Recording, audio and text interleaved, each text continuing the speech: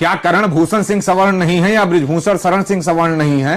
जो हम बोलते थे नहीं बंटने देंगे, उसी को सरकार बांटने का कार्य कर रही है। कीर्तिवर्धन सिंह हो वो सवर्ण है या बृजभूषण शरण सिंह वो सवर्ण है? विनय द्विवेदी मुन्ना भैया हो वो सवर्ण है? बामन सिंह है वो सवर्ण है? अजय सिंह है वो सवर्ण है? प्रतीक भूषण है वो सवर्ण है? भाई प्रेम नारायण पांडे जी हैं वो सवर्ण है? सारे के सारे जब सवर्ण है और सारे के सारे सवर्ण होने के बाद प्रभात वर्मा जी को छोड़ दिया जाए तो ये कहां जाएंगे आप मुझे बताइए। क्या इसी जैसे काले कानून का विरोध करने के लिए अगर आज मैं उतरा हूं तो मैं सिर्फ अपना भविष्य नहीं देख रहा हूं बल्कि आप सभी के बच्चों का भविष्य है। जो आज सांसद विधायक बने बैठे हैं कल को सांसद विधायक नहीं रहेंगे, इस बात को आप दिमाग में बिठा लीजिए। ये आज कुर्सी पर बैठे हैं कल कुर्सी नहीं रहेगी, लेकिन ये काला कानून अगर वापस नहीं हुआ तो आने वाले भविष्य में इनके बच्चों के साथ भी वही होगा। भारतीय जनता पार्टी के इस कुचक्र का शिकार होंगे योगी आदित्यनाथ जी महाराज। गोंडा जनपद के जितने भी सांसद और विधायक हैं डंके की चोट पर यूजीसी जैसे बिल का विरोध कीजिए, वरना अगर आज आप विरोध नहीं करोगे तो भविष्य में इस काले कानून का शिकार तुम्हारी आने वाली पीढ़ी बनेगी। क्या सवर्ण वर्ग भारत का हिस्सा नहीं है? आप घोड़े के पांव में जंजीर बांधोगे तो स्वाभाविक है गधा आगे निकलेगा ना। अब समाजवादी पार्टी का मुंह सिल गया, कांग्रेस कहां चली गई, लड़की का भी करियर बर्बाद हो गया। वो सवर्ण के नाम पर वोट बैंक लेने वाले कहां मर गए? 140 सवर्ण सांसद हैं भारतीय जनता पार्टी का, उनका ना विरोध करे चाहिए। ला रही थी यूसीसी, लेकिन जब इसको मौका मिला तो ले आई यूजीसी। महाराज जी 13 जनवरी को एक बिल पास किया गया है यूजीसी, जिसका पूरे देश में जो पूरे देश के सवर्ण है वो विरोध कर रहे हैं जी, क्या कहना है आपका? देखिए, विरोध उसी चीजों का होता है जो चीजें भविष्य के लिए घातक होती हैं, और अगर सवर्ण समाज यूजीसी बिल का विरोध करता है तो यह जाहिर सी बात है कहीं ना कहीं कि यह बिल सवर्णों के हित में नहीं है। नंबर एक बात। दूसरी बात, बहुत पहले भारतीय जनता पार्टी लाने वाली थी यूसीसी अर्थात यूनिफॉर्म सिविल कोड, लेकिन भारतीय जनता पार्टी ले आई यूजीसी, यूनिवर्सिटी ग्रांट कमीशन, जिसकी आवश्यकता नहीं थी। मैं एक बात कहना चाहता हूं इस बिल पर, किसी भी बिल को लाने से पहले अगर भारतीय जनता पार्टी गहन समीक्षा करके जनता को बिल के बारे में समझा ले जाए, उसके बाद में अगर बिल लागू करे, तब तो मान लीजिए कहीं ना कहीं यह हित में है।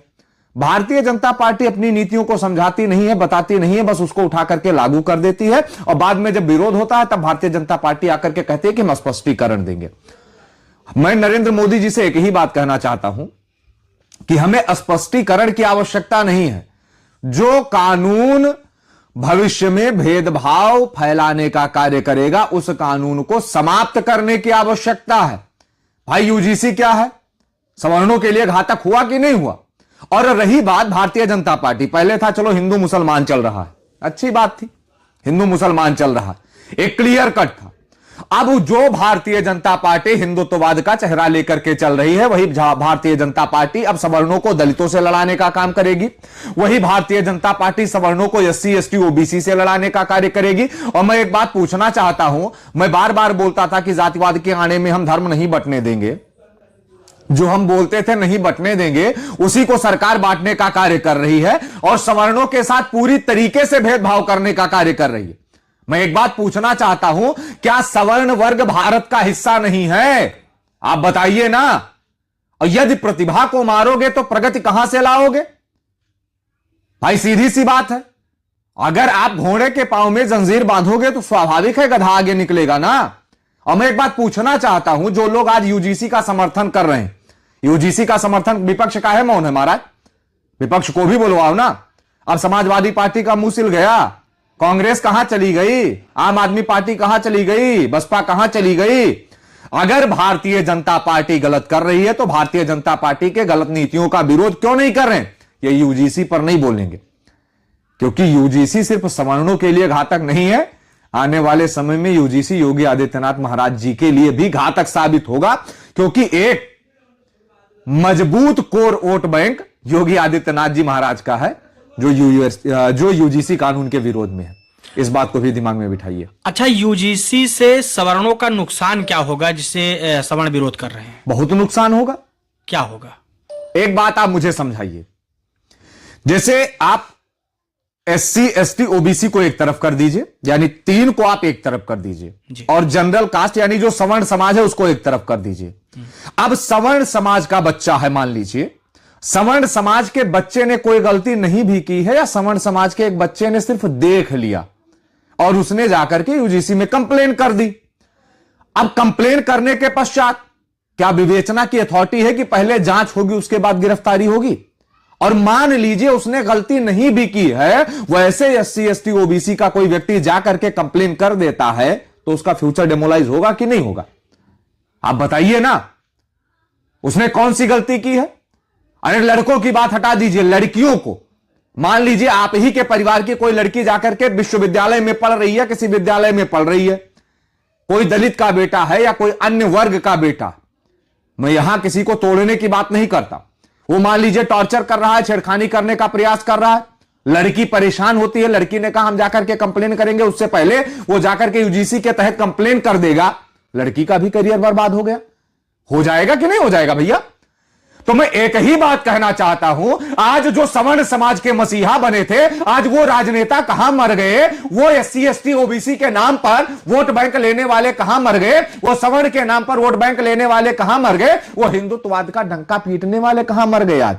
आज बोलना चाहिए ना, जो विधानसभा में उनको बोलना चाहिए ना, जो लोकसभा में उनको बोलना चाहिए ना। और 140 सवर्ण सांसद है महाराज, क्या था ना, 140 सवर्ण सांसद हैं भारतीय जनता पार्टी का, उनका ना विरोध करे चाहिए, करना चाहिए।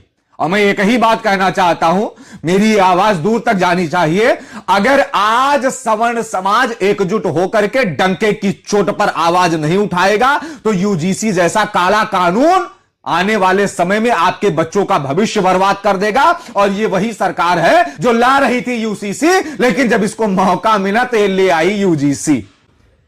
अच्छा, भाजपा सांसद है कर्ण भूषण सिंह जी, और एक सूची वायरल हो रही है जिसमें उनका भी नाम दिखाया जा रहा है कि कर्ण भूषण सिंह ने भी UGC का समर्थन किया है जी। उनके पिताजी से एक पत्रकार ने प्रश्न पूछा इस विषय में, तो उन्होंने कहा अभी मैंने इसका अध्ययन नहीं किया, इसको पढ़ूंगा पहले जी। वही प्रतीक भूषण सिंह कहते हैं कि इसकी समीक्षा होनी चाहिए, इसमें एक जाति के लोग को टारगेट किया जा रहा है। अच्छा, क्या कहेंगे इस पर? मैं एक ही बात कहना चाहता हूं, क्या कर्ण भूषण सिंह जवन है ये सवर्ण ना है?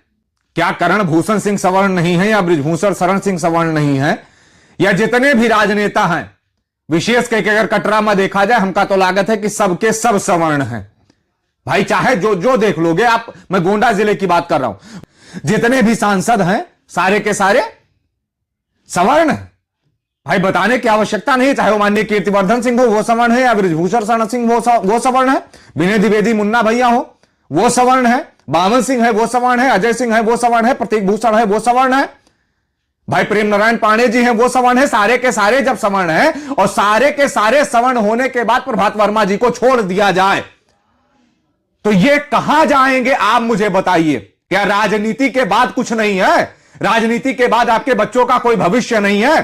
तो मेरा निवेदन है, गोंडा जनपद के जितने भी सांसद और विधायक हैं, डंके की चोट पर UGC जैसे बिल का विरोध कीजिए, वरना अगर आज आप विरोध नहीं करोगे तो भविष्य में इस काले कानून का शिकार तुम्हारी आने वाली पीढ़ी बनेगी, ये निश्चित है, किसी को बताने की आवश्यकता नहीं। अच्छा, भाजपा के किसी सवर्ण विधायकों ने इसका विरोध नहीं किया, वहीं भाजपा के पदाधिकारियों में आते हैं नीरज मौर्य जो UGC का समर्थन कर रहे हैं।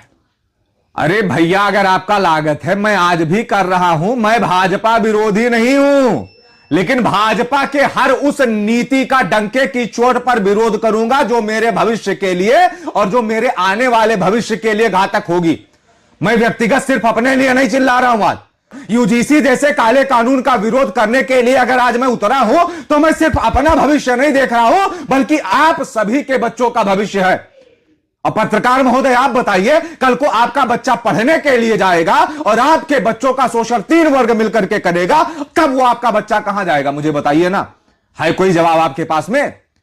ये जो आज सांसद विधायक बने बैठे हैं, कल को सांसद विधायक नहीं रहेंगे, इस बात को आप दिमाग में बिठा लीजिए। ये आज कुर्सी पर बैठे हैं, कल कुर्सी नहीं रहेगी, लेकिन ये काला कानून अगर वापस नहीं हुआ तो आने वाले भविष्य में इनके बच्चों के साथ भी वही होगा, वो चाहे सांसद हो, चाहे विधायक हो, या कोई अन्य व्यक्ति, चाहे उद्योगपति हो। कहीं ये भारत में महाभारत करवाने का प्रयास तो नहीं हो रहा है? पूरी तरीके से पूरी तरीके से भारतीय जनता पार्टी के इस कुचक्र का शिकार होंगे योगी आदित्यनाथ जी महाराज उत्तर प्रदेश में, ये आप जान लीजिए। और पूरी तरीके से योगी आदित्यनाथ जी महाराज का एक कोर बैंक है, कोर वोट बैंक है सवर्ण, और अगर आप उसी वोट बैंक को टारगेट कर लोगे ना तो 27 के सपना फिर भूल जाओ। एक जान लो, हां